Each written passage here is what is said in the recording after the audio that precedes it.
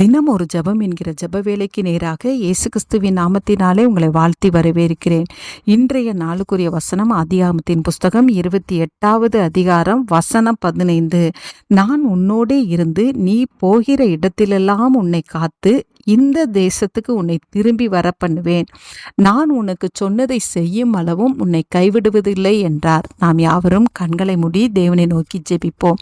எங்களை நேசிக்கிறதான நல்ல தகப்பனே, இந்த நாளுக்காக ஸ்தோத்திரம். வெறும் கையோடு போன, வெறுமையாய் போன, தனித்து போன யாக்கோபை ஆண்டவரே, அப்பா, நீர் கொடுத்த வாக்கு தத்தத்தை நிறைவேற்றி ஆண்டவரே, உம்முடைய பிள்ளையை ஆண்டவரே சுகமாய் ஆண்டவரே ஏராளமான ஆண்டவரே பரிவாரங்களோடு ஆண்டவரே உம்முடைய பிள்ளையை கத்தர் ஆண்டவரே தன்னுடைய சொந்த தேசத்துக்கு நீங்க கூட்டி கொண்டு வந்தீங்கப்பா. அதே தேவன் இந்த ஜெப வேளையில என்னோடு கூட சேர்ந்து ஜெபிக்கிற உம்முடைய பிள்ளைகளுடைய அவளுடைய வாழ்க்கையில கத்தர் சொன்ன வாக்கு தத்தத்தை நீங்க நிறைவேற்றி உம்முடைய பிள்ளைகளை சமாதானத்தோடு குடியிருக்க பண்ணுவீங்க. உமக்கு ஸ்தோத்திரம். ஒருவேளை இந்நாட்கள் ஆண்டவரே யாக்கோவை போல அவர்கள் வெறுமையாய் காணப்படலாம், ஒன்றுமில்லாமல் காணப்படலாம், துரத்தப்பட்ட சூழ்நிலையாய் இருக்கலாம்.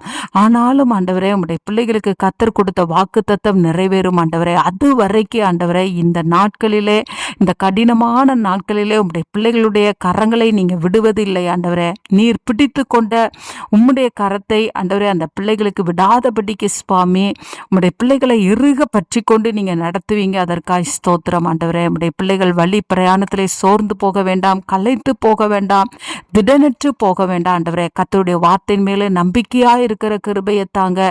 யாக்கோபை ஆசீர்வதித்த தேவன், யாக்கோபின் தேவனை உம்முடைய பிள்ளைகள் துணையாய் கொண்டிருந்து இந்த பாதையை ஜெயிக்க கர்த்தர் பலன் தாங்க ஆண்டவரே.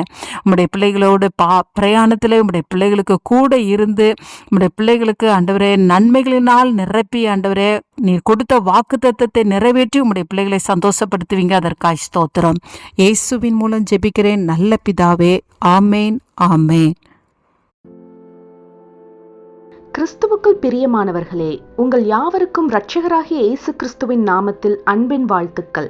தினம் ஒரு ஜெபம் எனும் நம்முடைய யூடியூப் பக்கத்தில் நாம் அன்றாடம் தேசத்திற்காக ஜெபித்து வரும் ஜெப குறிப்புகளை புத்தக வடிவில் தேசத்திற்கான ஜெபம் எனும் பெயரில் ஜெப கையேடாக வெளியிட தேவன் கிருபை பாராட்டியுள்ளார். இந்த ஜெப புத்தகத்தில் இன்னும் அநேக விசேஷித்த ஜெப குறிப்புகளும் இஸ்ரவேலுக்கான சிறப்பு ஜெப குறிப்புகளும் இடம்பெற்றுள்ளன.